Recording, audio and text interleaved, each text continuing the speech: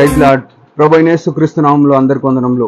ఈ దినము దేవుని వాక్యంలో నుంచి యెషయా గ్రంథం 11వ అధ్యాయం 9వ వచనం. నా పరిశుద్ధ పర్వతమంతటను ఏ మృగమును హాని చేయదు, నాశనం చేయదు.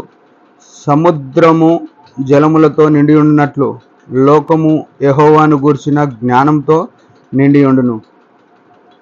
ప్రియమైన వారలారా, దేవుని యొక్క స్వరము మనతో మాట్లాడుతున్న మాట ఏమంటే, నా పరిశుద్ధ పర్వతం అంతటను ఏ మృగము హాని చేయదు, నాశనం చేయదు అంటున్నాడు. అంటే ఈ మాట చాలా జాగ్రత్తగా గమనించాలి. విశ్వాసులమైన మనము ఆయన పరిశుద్ధ పర్వతము అంటే ఆయన మందిరము, ఆయన నివాస స్థలము. ఆయన ఎక్కడ ఇద్దరు ముగ్గురు ఉంటారు వారి మధ్యన ఉంటానన్నాడు కదా, ఆ ముగ్గురులో ఆ ఇద్దరిలో. అయితే ఈ మాట ఏం చూపిస్తుందంటే మృగము అని చెప్పినాడు. మృగము అంటే ఏంటి? సింహాలు, పులులు, చిరుతలు, ఎలుగుబంటులు, ఇట్లా అనేకమైన హానికరమైన మృగాలు అవి. అంటే మనుషులను చీల్చేసేటివి, మనుషులను సునాయాసంగా చంపే జంతువుల గురించి మాట్లాడుతుంది. దేవుడు ఏమంటున్నాడు? నా పరిశుద్ధ పర్వతం అంతటను ఏ మృగము హాని చేయదు, నాశనం చేయదు అంటున్నాడు. ప్రభునందు ప్రియమైన వారలారా, ఇది ఎంతో విశ్వాసమైన మనము ఆలోచన చేసి ఎంతో సిగ్గుపడవలసిన విషయం ఇది. ఎందుకంటే దేవుని సన్నిధిలో, దేవుని పరిశుద్ధ నివాసములో హాని జరగదు, మృగాలు మౌనంగా ఉంటాయి, హాని చేయవు అని చెప్తున్నాడు. అట్లాంటప్పుడు ఈనాడు విశ్వాసులైన మనము, విశ్వాసులైన సేవకులు, పెద్దలు, బోధకులు, విశ్వాస గుంపు మందిరంలో ఎంత హానికరమైన ఆలోచనల్లో, ఎంత హానికరమైన గొడవల్లో ఈనాడు సంఘం ఉందో మనం చూసుకుంటే అర్థమవుతుంది. మృగాలేమో హాని చేయకుండా ఉంటాయంటే ఆయన పరిశుద్ధ పర్వతం మీద, ఆయన సన్నిధిలో. కానీ ఇక్కడ ఏమంటున్నాడు?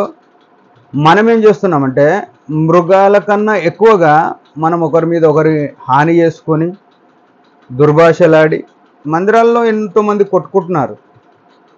మందిరాల్లో ఎన్నో స్థలాల్లో గొడవలు అవుతున్నాయి. కుర్చీలతోని, మైకులతోని కొట్టుకునే పరిస్థితులు ఉన్నాయి.